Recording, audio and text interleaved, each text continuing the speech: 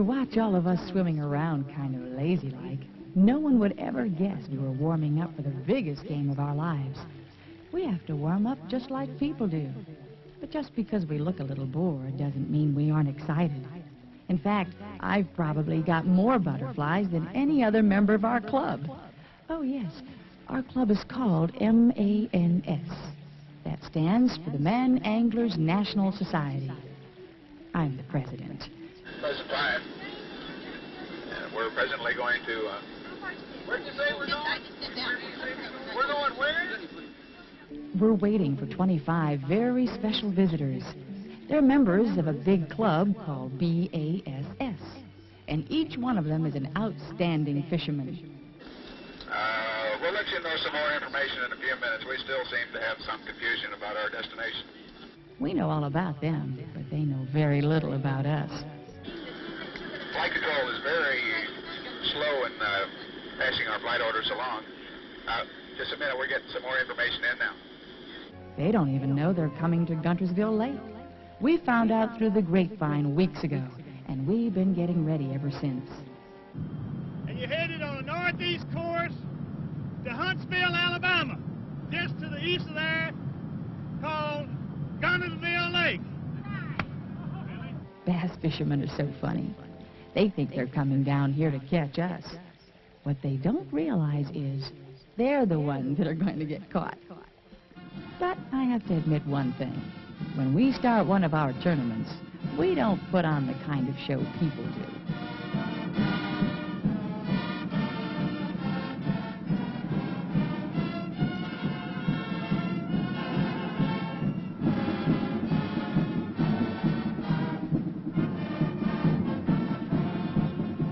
The Bassmaster Classic, as the name implies, is the classiest tournament of them all. The contestants were the top money winners on the pro circuit in 1976, and the winner of this one gets $25,000. Most of them bring their wives. They get wined and dined and entertained, and 50 members of the press are invited just to write stories about them.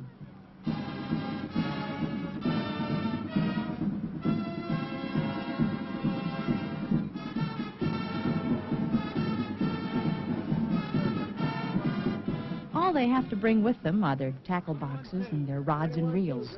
Everything else is waiting, red carpet and all. You know, for the life of me, I can't understand why they make such a big fuss about the weight of the tackle boxes. What difference does it make whether one man has a few more lures than another? We don't care what they throw out. If we want to catch them, we will. And if we don't, we won't. Whew, isn't he a doll? I just love his dimples.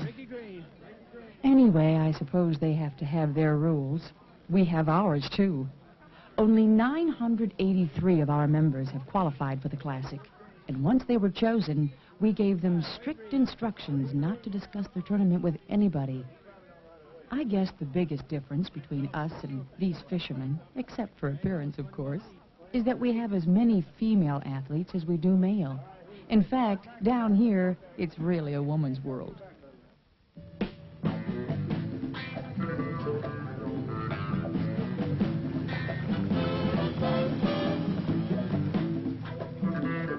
Even though I wouldn't trade places with a person for anything in the world, I'll tell you a secret. I would love to be a professional bass fisherman on the first morning of the Classic. Just once. Just once, I'd like to know how it must feel to get in a fancy boat with all of my equipment. To feel the outboard motors vibrate in the crisp morning air. To look through the fog and try to anticipate just how I'm going to win the most famous bass fishing trophy of them all. And the $25,000 that goes with it. We can only imagine what all of that is like. Of course, we have no need for money. For us, it would be the prestige and thrill of getting to ride in one of those beautiful bass rigs.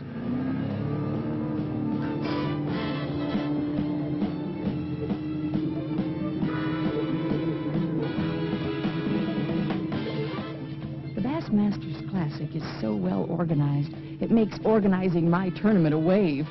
I keep forgetting. I mean, it's a breeze. Anyway, the fishermen go out in 3 flights, a few minutes apart. At the takeoff point, For a little while, it looks like a whole Navy fleet. But in just a few minutes, Big G, that's what we call our home, why, Big G just swallows them right up like an ocean. That's why the B.A.S.S. people have equipped their boats with Radio Shack CBs, a first in tournament fishing, in case the pros get lost, have trouble, or just need to check on the time. They can call the Radio Shack Classic Control Center for help. They'll also report to the tournament officials every hour about the day's catches, to let friends and families keep up with the tournament all day long, instead of just at the weigh-in. In our tournament, we have 5 flights, with nearly 200 members to a flight. We sent them out about 12 hours ago. They have to have the time to get to the places they think the fishermen will go. You know, you have to be a mind reader in this business. Getting the chance to catch one of the best fishermen in the country is a once-in-a-lifetime opportunity for most of our man anglers. In fact, it's something of a privilege. We know how hard the fishermen had to work to get here. They traveled all over to fish in 6 qualifying tournaments, and they had to earn enough points to place in the top 24. They study, practice, they test new equipment. Actually, they overdo it. I wish I had some way of telling them, because as smart as they are, most of them think they're catching us. Isn't that crazy? I think they must feel that way because they bring us into their boats. Silly men. That's just the point of the whole thing. I'm catching that fish, I guarantee you. Once in a while you can mess up on a cast, not do something right, backlash or something, and the bait just lays there, and for some reason you'll come up and hit it. But 99% of the fish that you catch are going to be caught when you're working hard and doing the right thing. Well, let's face it, that old bass is the one that's got to do the moving around and catch the bait. He's got to be motivated more so to grab it than you are a fish. I mean, he's the actual active member. You're just presenting something out there to him. Maybe he'll want, maybe he won't. You're hoping he will. With that kind of attitude, he has to do well. I hadn't had a whole enough fish today to know whether they're catching me or whether I'm catching them. I think in his mind, he attacked my spinnerbait, really. He wanted to kill it or eat it or something, but I threw in there about 6 times before he ever come up to it. What does he expect us to do? Jump in his boat the first chance we get? Well, yeah, sometimes they just don't want to be caught. Just like right now. If he really wants it, you can't keep him from getting it. When they decide they're not going to eat, there's not just a whole lot you can do about it. You might tease one or aggravate him.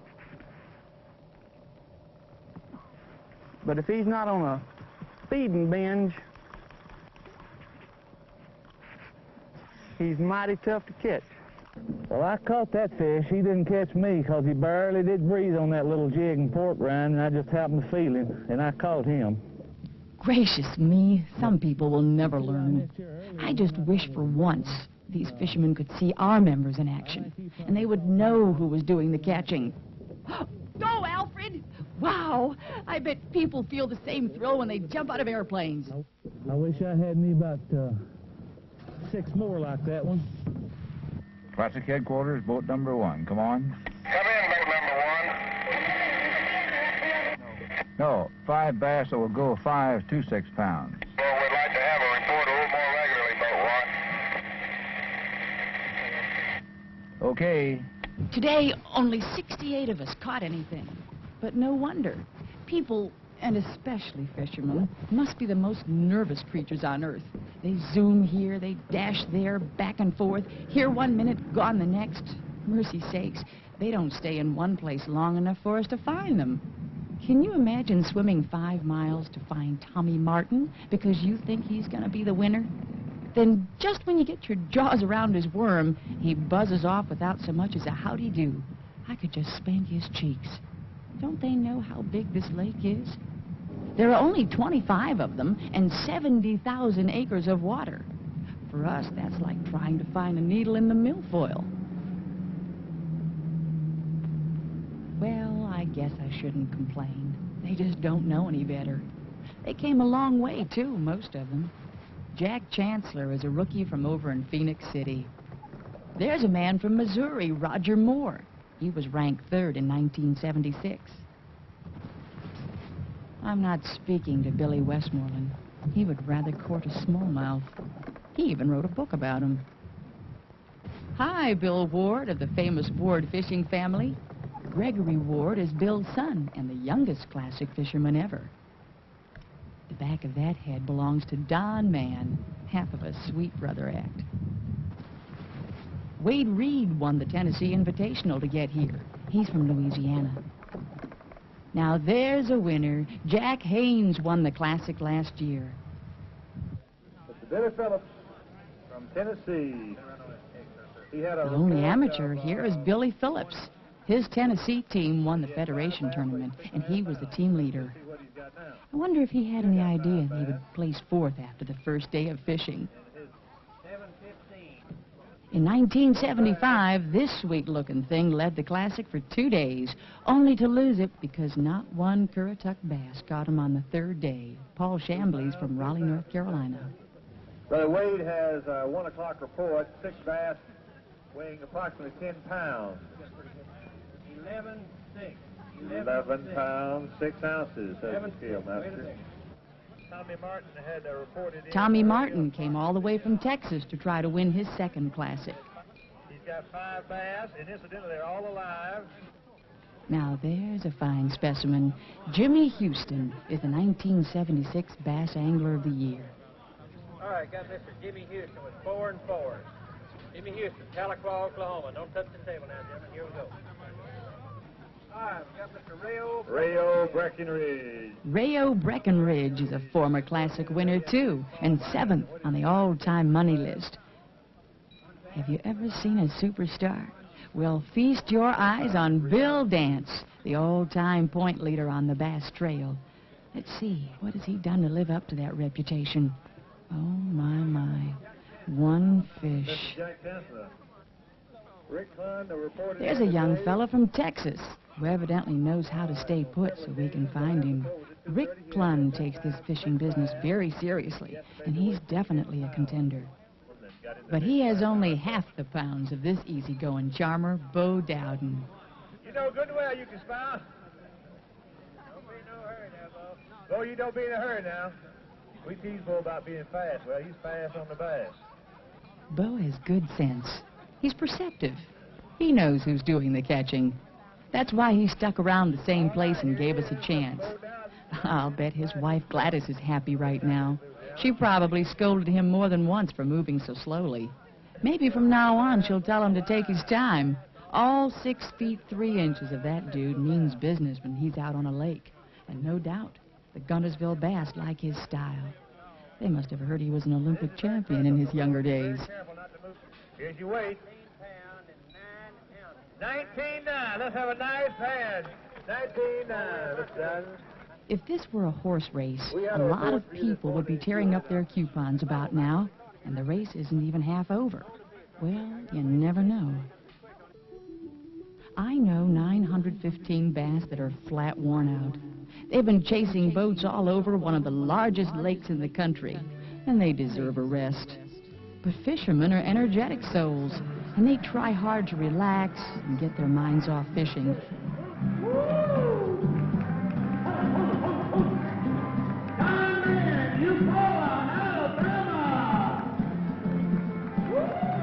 One thing that Ray always does, he provides entertainment for all of us here. The wives, I think this is a deal for them. I didn't know where I was going this morning. I just got out on the lake and looked things over and started out fishing. Tomorrow, I'm not sure that I know right now where I'm going. I'm still thinking about it. That's what's worrying me. I tried my patterns and my lures today that should have worked. And I think that I've decided that tomorrow I'm going to go out and I'm going to stick with spinner baits in the milfoil. I'm going to fish milfoil deep. I'm going to fish it on shallow. I didn't come in tonight and changed all the line on all my rods and sharpened my hooks and got my baits on it, and I'm through until in the morning. I'm thinking about fishing. I really am. I'm just real primed up for this thing. All I'm thinking about is trying to catch another fish. Maybe it'll happen, maybe it won't. I'm going to do the best I can. As much as I'd like to stay up and listen to the music, I better get ready for tomorrow. It's a beautiful evening. So peaceful. Looks like another hog here. You know what? I have a confession. At least a little action. I don't really like all bass fishermen. We see a lot of them on a lake this big. We see them at their best and at their worst. It's not a very nice thing to do, but some of the other girls and I love to eavesdrop. We just slide right up under a boat, and gosh, the things we hear. But I never met a bass pro I didn't like. That doesn't mean I have to agree with everything he says, but I do admire them. They have so much confidence, and they're gentle with us, and they take care of our home. They have so much talent, and catching one is so much more fun than catching an ordinary fisherman. I think you could say we have a love affair. But you know, we do aggravate them unmercifully because we play hard to get. The thing that amazes me about them is that they're just so unpredictable. He's very aggressive. A bass is definitely aggressive. He's like a woman. Never can make up his mind. No man can predict a woman, and you can't predict bass. He's smart and very unpredictable. If you come out here every time you went fishing and caught a box full of fish, it would soon get old, I guess. It's just a challenge of you and him. And some days he wins, and some days you win. Just what they're doing right now is a characteristic I like. They fight real good. I wish I had me about 6 more like that one. This is the Olympic champion checking in. I got a limit of 10 fish here. Yeah, they're all 12 inches long, but I don't think they weigh over 3 or 4 pounds. They're pretty skinny. I respect your opinions, men, but not one of you mentioned our best quality. We're adventurous and courageous. Otherwise, we would never hold a tournament for our members. Can you imagine what it must be like for a bass? To leave the comfort and safety of your home, to be swept into the air with a chance of drowning, to be put into a plastic bag and handed from one human being to another, it's downright scary. But it's just like a people sport. The thrill of it all is worth the danger. To tell you the truth, we really have a ball. Harold Sharp has nice hands, and we meet a lot of very nice people. Mr. Westmoreland has 5 bass, all 5 alive. He's from Tennessee, and his weight, 6 pounds, 10 ounces. Billy Westmoreland, Alliance, Tennessee. Billy Phillips, he estimated 9:13 today at 2 o'clock, and his weight. Everybody had a little better luck with us today. Mr. Dowden is so consistent. Our anglers tell me he's so slow, they can swim backwards and still catch him. He got his limit again. All right, don't touch the table. Here we go. All right, Bo Dowden, 20 pound zeros is a special catch. Let's give him a nice hand for Bo Dowden. Now, you still in there, Bo. You're not just impressed, are you? But I told you Clunn was serious about all this. He has over 33 pounds, which is a classic record for a single day's catch. I know exactly what happened, though. Some of my girlfriends got a good look at him. Martha and Annabelle both caught him, and together they weigh over 14 pounds. 32-11, let's hear it. That is an enormous catch. You reported in to us that he had approximately 22 pounds. Let's see what he actually got. 27-3, fantastic. Not one bass caught Ricky Green yesterday, but you can see the girls found him, too, especially Wilma and her younger sister. I'll never be able to shut Wilma up. She's such a fat hog. She already weighs over 8.5 pounds. Mr. Green has had a good day, but unless we see a miracle, I believe we have a 2-man race. And you can believe one thing. Every one of 805 bass left in the tournament will be searching for Clunn and Dowden tomorrow. Oh, I won't be able to sleep a wink tonight.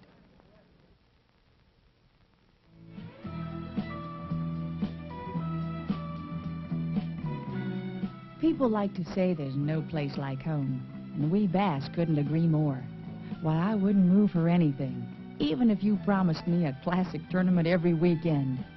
The fishermen stay in that luxury motel. See there? It sits right on top of that 500-foot bluff. Guntersville State Park has everything. And my mountain lake, you can't beat it. It has over 1,000 miles of shoreline. It's located at the southernmost point on the Tennessee River. From here, you can travel to any port in the world. The lake was made in 1939 by TVA, and now Guntersville looks like a giant thumb poking out into the ocean. The city was named for John Gunter, whose great-grandson was Will Rogers. Isn't it a lovely place? Well, I guess I am prejudiced. But I'm not the only one. Bass fishermen are just as prejudiced about fishing, and they're awfully opinionated, and some of them are even chauvinistic. They think men are bigger, stronger, and better at everything. But some of them finally are admitting that under the water, the females run the show. They run tests on bass, even in the tanks, and the female will grow faster, seems to grow faster than the male. I've never seen a male bass that go better than 6 pounds. Female bass, I've seen them, well, up to 11, 12 pounds is what I've actually seen. I think that after a bass reaches a certain size, he changes sex. That sounds ridiculous, but I believe it. What did he say? Of course, usually your sow bass are a lot bigger, and I guess maybe that way they can put out a few more eggs and try to keep the lake populated. Us poor fishermen. You see, there's no male there. There's the nest. A lot of people think the female does, but it's wrong. It's the old male. And every one of them, after they've been on the nest for about 4 or 5 days, they'll be as scrawny as a rail. Oh, poor things. I just don't believe male bass are stunted. But I think that after a time, they change. There he is again. I think a male bass, from observing them, I think they're a little more active. And I think the reason why you catch a lot of fish and a lot of small male bass is because they're more active, they feed more, and they burn up more energy. Males probably are more aggressive and more active, and they tend to wear themselves out and just generally die off. Right. I never thought a whole lot about it, except I like to catch the big females. That's all. You devil, you. I could be crazy. No comment. Well, you know, a lot of women are big and fat, so maybe that's where it comes from. How damn. A lot of those guys may not think we girls the largest, but I can tell them one thing. If they had just 2 like me in a plastic bag, they might have a shot at first place. Oh, that fish had a worm in his mouth and using this old torn up thing, I had to... He probably had it by about the back half. I didn't... Got a little jumpy on that and didn't let him grab it all the way.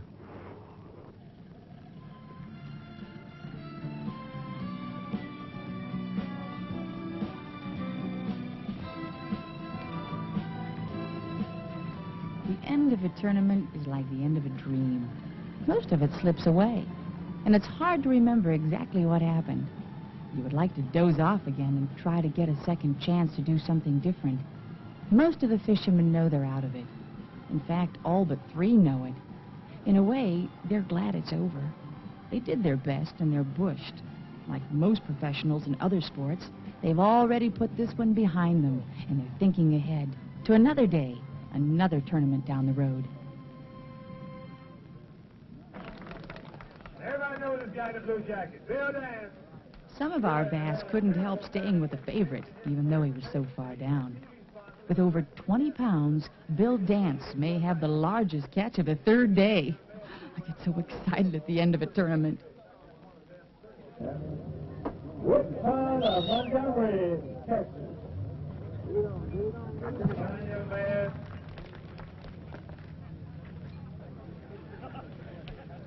And a mighty good bass fisherman, ladies and gentlemen.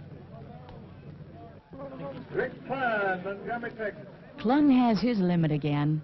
He's only 1 ounce short of 60 pounds for 3 days. Everyone knows that's good. That means Dowden has to have 19 pounds 2 ounces to tie. 15-7, remember that now. Rick Clunn. That slowpoke, where is he? Last time I saw him, he didn't let Freddie catch him. All right, our angler of the year this year was Jimmy Houston. You can tell a lot of these men are disappointed, but they don't really know what disappointment is. Do you realize that out of our 983 bass, the only ones that win are those that catch the winning fishermen? What do you suppose those odds are? All right, here we go. Ricky Green. Ricky Green got 8 bass, all 8 alive. 17, 15, that's right on it. Biggest catch today, I believe it. Peter Phillips qualified as the leader of the National Club Program, the Chapter Championship. Hey, Rick, look at this radio bass. There he is. He's the only man left who can beat Clunn. And he's carrying, let's see, 9 young bass, and they all have their fins crossed. Do they weigh enough? Ooh, I can't stand the suspense. Ladies and gentlemen, Bo Dodd from Natchitoches, Louisiana, is going to be real close. 14 pounds, 14 ounces. I know Bo's disappointed, but maybe $10,000 will make him feel better. The final standings were not much different from the second day, except Bill Dance shot from 16th to 7th place. What a tournament. The best statistic of all is that all 314 bass that flop their little tails on the scales are heading back home, safe and sound, and full of stories about the Bassmaster Classic. As the years go by, the stories probably will be exaggerated, and our fingerlings will get tired of hearing them. But after all, how many times do one of us on Big G get the chance to catch one of the world's best bass fishermen? There's one of them there. You see the one with the cowboy hat? He's the president of B.A.S.S. Someday I'm going to have to meet that handsome devil. Someday, I just may have to catch that rascal.